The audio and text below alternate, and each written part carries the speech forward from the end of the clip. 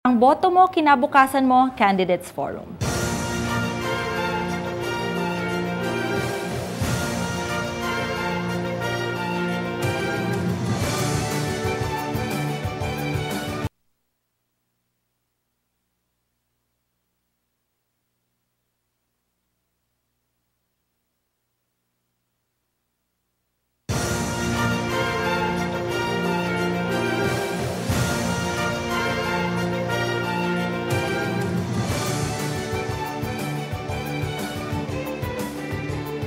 Nagpapatuloy ang boto mo, kinabukasan mo, Candidates Forum at kasama pa rin po natin ang ating mga kagalang-galang at a very dashing gentleman na humahabol bilang mayor ng City of San Fernando, Pampanga na sina Dr. Ray D. Aquino at sina Vice Mayor Edwin Santiago. Okay, marami pa rin pong pumapasok na text messages at Facebook comments mula sa ating mga viewers at itong message na ito ay ipinadala mula sa ating Facebook page na sinabi ni Asesen M. Nener. Tanong kay Dr. Ray Aquino, bakit po ba tumatakbo pa kayo ulit ng mayor? Kulang pa po ba ang 9 years na nanungkulan kayo? At ang tanong naman po kay Sir Edsa, bakit ngayon lang kayo tumatakbong mayor? At kung sino man ang mananalo sa inyo, good luck. Kayo naman po pala. Good luck naman po sa inyo na daw. And connected to that po, si Miss Lolita David of Dolores San Fernando. May message din po sa inyo, Dr. Ray. Ano po sa palagay ninyo ang bentahin ninyo sa mga katunggali ninyo? Kahit alam po natin na halos lahat sila ay incumbent at sa inyo naman po, Sir Edsa, sa paninilbihan ninyo bilang 3-term Vice Mayor, ano po ang maipagmamalaki ninyong kontribusyon sa San Fernando na sa tingin ninyo ay tumatak sa mga mamamayan para ihalal kayo bilang alkalde? So track record po ang tinatanong niya. So maybe you can incorporate this in your replies. Yes. So Doc Ray, mauna na po kayo. Yes, Dalsa, no? Unang-una dun kay Assassin, no? Kung natatandaan mo, nung first term ko, lumaban tayo sa lahar dito sa San Fernando.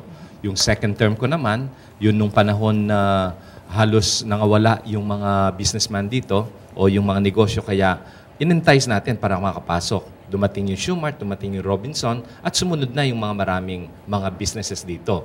Yun ang second term ko. Nung third term naman, inayos natin yung pagkasyudad ng San Fernando at sa pamamagitan ng pagiging syudad, mas maraming perang pumasok sa ating syudad ng San Fernando. Sabi ko nga kanina. So, marami pa akong mga programang naudlot at gusto kong pagpatuloy at gusto kong maibigay sa mga kababayan natin. Kaya dapat tayong tumakbo pa. Dun sa question naman nung isa ay ang aking 20 years of track record at qualification na nanggaling sa mga iba't ibang posisyon sa ating bansa. From being a councilor to being a vice mayor, mayor for 3 terms, congressman at that, and then pagiging president ng PhilHealth. Ito lahat, 20 years in span na aking bibitbitin bilang kwalifikasyon at track record ko. Alright, maraming salamat po, Doc Ray. Kayo po, Sir Edsa, ay hindi na rin po hindi na rin baguhan sa paninilbihan. So, tinatanong din po kung ano ang inyong track record at bakit daw po hindi kayo tumakbo noon pa at ngayon lang po kayo tumatakbo bilang mayor. Alam mo, ang ganda ng tanong ni Miss Lolita David ng Dolores. Unang-una, nung bumalik ako sa politika bilang Vice Mayor, I want to excel. I want to aim for excellence. Yung gusto ko maging the best Vice Mayor in the entire country. Ang ibig sabihin nun, ang pagiging Vice Mayor dapat maging mangunguna sa mga kasama magagaling na konselor na naalal sa ating syudad at ang partisipasyon ng ating mga kababayan para madinig natin kung ano talaga ang kailangan nila. May mga programa tayo at ang mga ginawa nating mga batas ay yung mga landmark legislation lalo na sa mga social services, economic development at environmental. Kaya ang Syudad San Fernando ngayon ay ang pinaka-magaling na sanggunian. Most outstanding sanggunian sa buong Pilipinas na 2 beses. Noong 2007, tayo'y tinaguriang pinakamagaling sa buong Central Luzon, 2010 at saka ngayong 2013. All of famer tayo sa region. At 2 beses na tayo na tinaguriang most outstanding sanggunian. Ang ibig sabihin nito, yung mga programang ninanais natin at yung direction ng ating butiing mayor ay nasa ating mga kababayan na ilapit natin ang serbisyo sa ating mga kababayan. Ngayon naman, inintay ko ang aking panahon. Ako'y hindi nagmadali. Na bilang Vice Mayor, inayos namin ang mga batas. Ang mga batas kasi ay permanente. Yung mga programa pwedeng hindi gawin na kung sino man ang maalal na mayor. Pero yung mga ginawa nating mga batas ay magiging permanente, may mamana natin sa ating mga anak. At may mga batas tayo na dito lang sa siyudad ng San Fernando na wala pa sa mga ibang siyudad o ibang bayan katulad ng City Risk Reduction Management Code Alright. na kailangan sa panahon ito. Alright, maraming salamat po. Actually, there are so many things in common po sa ating dalawang panauhin ngayon. Pareho po kayo nanilbihan bilang Vice Mayor, hindi na po kayo baguhan sa serbisyo. At talagang bilang Fernandino, I am very proud also. And at the same time, medyo confused po ako dahil pareho po kayong talagang kahit sino po sa inyong dalawa, kahit sino po sa dalawang panauhin natin ngayon, ay medyo in good hands naman po tayo sa palagay ko. Alright, ito naman ang Facebook message galing kay Chris Kia Espino. Sabi niya, hindi po maikakaila na malaki ang naging kontribusyon ni Mayor Oca sa pag-unlad ng City of San Fernando. Isa na dito ang pagkakaroon ng programs for the youth. Kung kayo po ang papalit sa kanya, ano naman po ang mai-offer ninyo na programs for the youth as well at bakit ito ang napili ninyo? Okay, Sir Edsa, youth naman po, ano po ang programa ninyo para sa mga kabataan? Siyempre, ang youth ay pundasyon palagi yan because they are the beginners for today and then sila magiging veterano sa more of developmental education. In fact, yung natin is yung early childhood development. Yan ang pinupuntirya natin. At yan ang kailangan. Even the out-of-school youth, very, ano natin sa mga programa, like yung Alay Lakad. This is a joint ng mga pribado at yung mga trainings, education para sa ating mga kabataan. So binibigyan natin daan ang ating mga kabataan. Alright, keep them out of the streets. Okay, Doc Ray, kayo naman. Actually, yung youth naman natin institutionalize sa ating sosyedad yan Lalo-lalo na sa ating gobyerno, no? Meron tayong SK. Pero dapat yung mga SK natin sa mga iba't ibang mga barangay ay kailangan gawin nating less politicized. Kasi ang nangyayari ngayon dahil, although hindi ko naman nilalahat, yung mga ibang youth natin while they are there to serve at saka yung mga constituents nilang mga youth, kailangan din, let's give them an independence pero guided independence. At let's have them less politicized.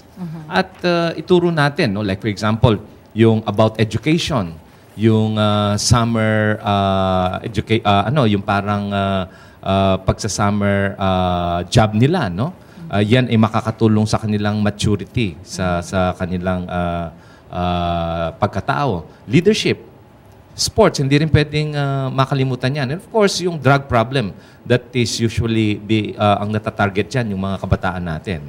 So all in all, ito yung kailangan natin gawin sa mga youth natin. I agree with good Vice Mayor, na ang mga kabataan natin, yan ang pag-asa at ng ating syudad. So kailangan lang tutukan natin itong mga youth na ito, pero with the conditions that I laid.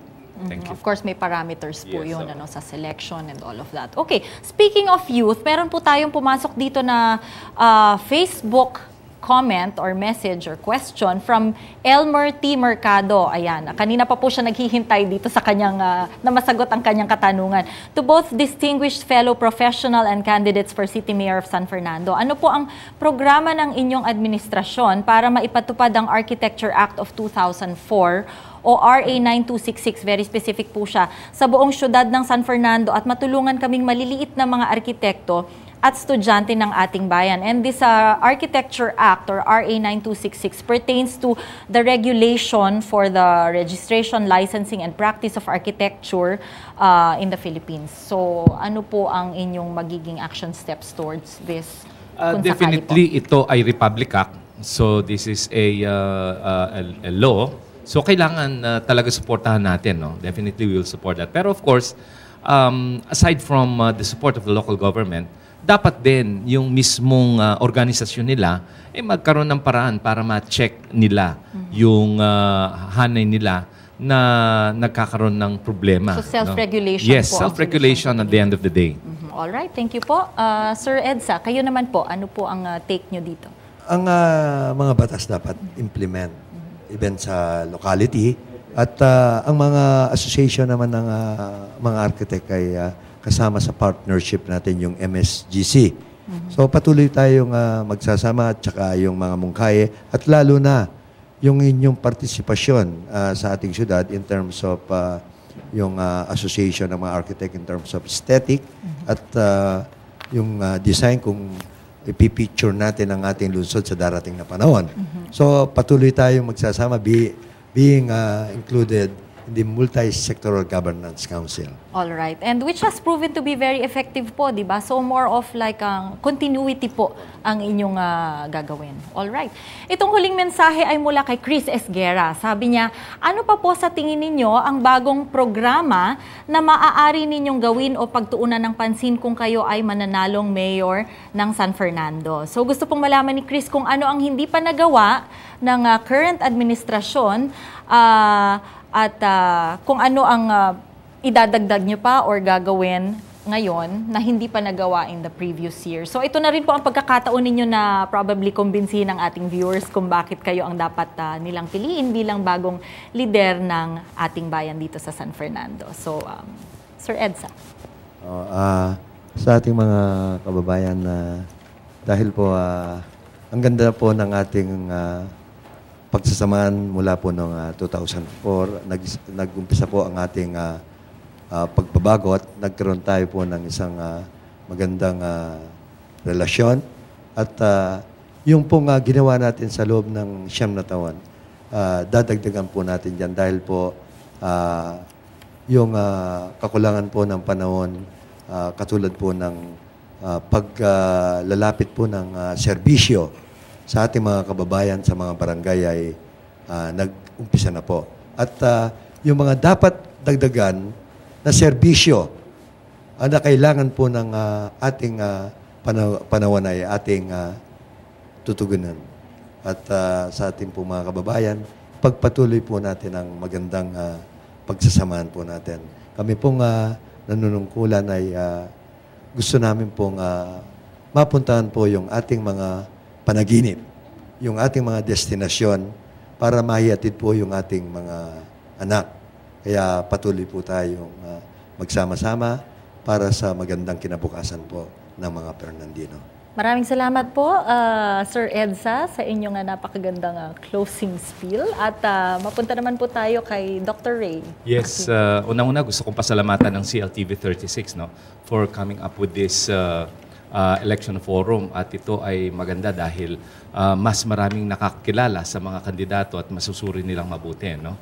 So, yung tungkol sa tanong ni Chris na tinatanong kung ano yung bago na gagawin ni Dr. Aquino, ito nga yung City Hospital na gusto kong gawin and first time sa ating siyudad ng San Fernando na itong ospital ng San Fernando marirealize natin sa ating syudad. And of course, titingnan ko rin kung paano natin pwedeng ibaba yung taxes natin, like yung mga real property taxes at saka yung mga iba pang gastusin sa nakapaloob sa ating mga taxes. No?